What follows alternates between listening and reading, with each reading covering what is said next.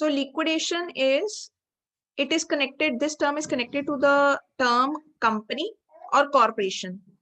Any company which is created by law, it continues to exist till it is wound up under the Companies Act. So process by which the affairs of the company are wound up is known as liquidation. यानी अगर हमने company start करी है और हम अगर उसको and करना चाहते हैं लीगली, अगर एक कंपनी को हम एंड करना चाहते हैं तो वो प्रोसेस ऑफ लिक्विडेशन से ही एंड हो सकती है.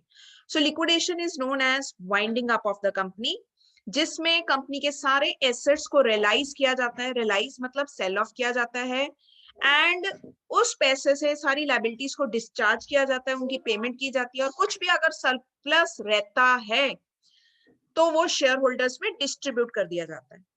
After this process, company ceases to exist as a going concern from the date. एक डेट डलती है जब हम लीगली वाइंडिंग अप की परमिशन लेते हैं, तो एक डेट से वाइंडिंग अप स्टार्ट होती है. That date is liquidation of the company and corporate status इस दिन सीज हो जाता है, खत्म हो जाता है, जब कंपनी का नाम रजिस्टर ऑफ कंपनीज में से स्टक ऑफ कर दिया जाता है, यानी कंपनी का नाम काट दिया जाता है from the register of the companies. जैसे ही लीगली ये परमिशन पास हो जाती है कि कंपनी अब वाइंड अप हो सकती है, कंपनी अब बंद हो सकती है. नाउ क्वेश्चन ये राइज होता है, what is the difference between the liquidation and insolvency? There is a difference between these two terms. Liquidation does not mean company is unable to pay its debt. Insolvency is connected to the inability of the company to pay the debts. अगर company के पास पैसे नहीं है, bankrupt हो गया है, वो अपनी डेब्ट्स नहीं पे कर पा रहा, तब हम टर्म लेते हैं इंसॉल्वेंसी. लेकिन कई बार क्या होता है कि कंपनी के मैनेजमेंट या कंपनी के ओनर्स अपनी मर्जी से ये कंपनी बंद करना चाहते हैं, may be due to some other reason, and insolvency is not the reason, but due to some other reason कि वो आपस में इकट्ठे काम नहीं करना चाहते, या उनके पास इतना टाइम नहीं है, वो टाइम नहीं निकाल पा रहे और ये कंपनी सफर कर रही है, so they may decide to end the company. So that is known as liquidation. Second, company में remain in existence even after the winding up order. Winding up order pass होने के बाद भी कंपनी एग्जिस्ट होती है. जब तक company के सारे एसेट्स रियलाइज नहीं हो जाते, सारी लायबिलिटीज पे नहीं हो जाती और उसका नाम स्ट्रक ऑफ नहीं कर दिया जाता, तब तक company still exist, remains in existence. Third, asset of the company in liquidation do not vest in the liquidator. That means कि कंपनी के एसेट्स लिक्विडेटर को हैंडओवर तो किए जाते हैं डिस्पोज ऑफ करने के लिए, लेकिन वो लिक्विडेटर के नहीं माने जाते. वो सिर्फ एक सर्विस प्रोवाइड करता है कंपनी को लिक्विडेट करने के लिए, कंपनी को बंद करने के लिए. नेक्स्ट, दो the powers of director ceases, they may be allowed to continue in special cases.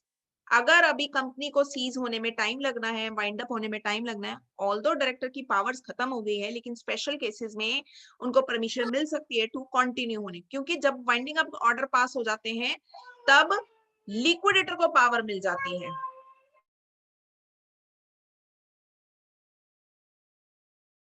Thus we can say liquidation is different from insolvency, and liquidation is governed by the Companies Act and not by the Insolvency Act.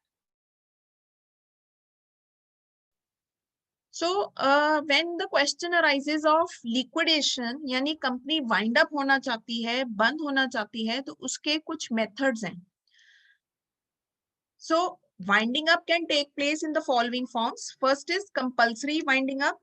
ये compulsory winding up court के order से होती है, यानी अगर court में कोई complaint गई है, गवर्नमेंट के पास कोई कंप्लेंट गई है रिगार्डिंग द कंपनी, और उनको भी लगता है कि कंपनी अच्छे से काम नहीं कर रही है, तो कंपल्सरी वाइंडिंग अप के ऑर्डर कोर्ट से पास हो सकते हैं. Second is voluntary winding up.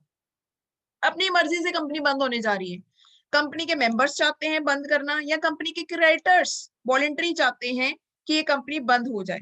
Third is winding up subject to the supervision of the court. ये थर्ड सिचुएशन क्या है? It is a combination of these two things. हालांकि ये वॉलंटरी वाइंडिंग अप ही है, लेकिन ये वॉलंटरी वाइंडिंग अप कोर्ट के थ्रू चाहते हैं इसके मेंबर्स या क्रेडिटर्स, यानी सारा प्रोसीजर कोर्ट के थ्रू करना चाहते हैं, तब उसको हम कहते हैं winding up subject to the supervision of court. So पहली कैटेगरी करेंगे हम, कंपल्सरी वाइंडिंग अप किसे कहते हैं? It is known as winding up by the company, by the court, and this takes place in the following circumstances.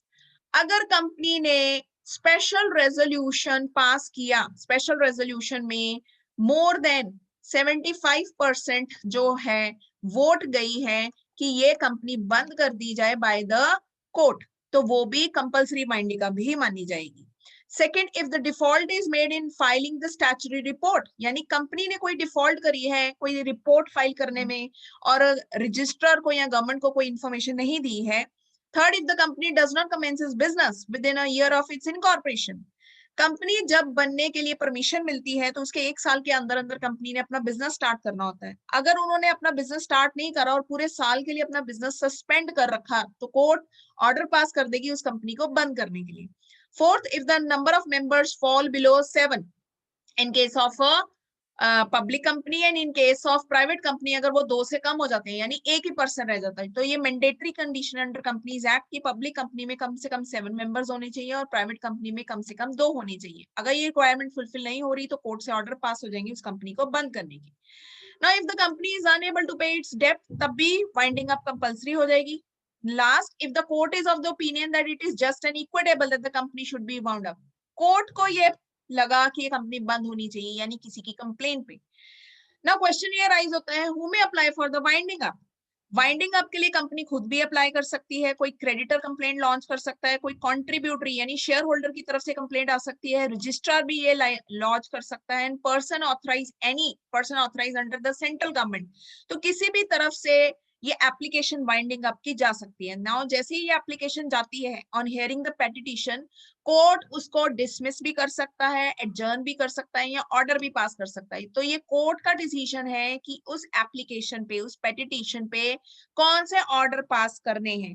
लेकिन अगर order for winding up के अगर पास हो गए हैं, देन फर्स्ट लिक्विडेटर एक अटैच किया जाता है, एक ऑफिशियल लिक्विडेटर कोर्ट की तरफ से जो इस कंपनी की सारी बाइंडिंग अप दिखेगा। सारे suits and legal proceedings company के अगेंस्ट स्टे पे कर दिए जाते हैं except with the leave of the court. That means अगर कोई पुराने केस चल रहे हैं तो वो सब स्टे पे डाल दिए जाते हैं, उसका डिसीजन सबसे लास्ट में होता है। सबसे पहले अब क्या होगा, लिक्विडेशन होगी कंपनी की।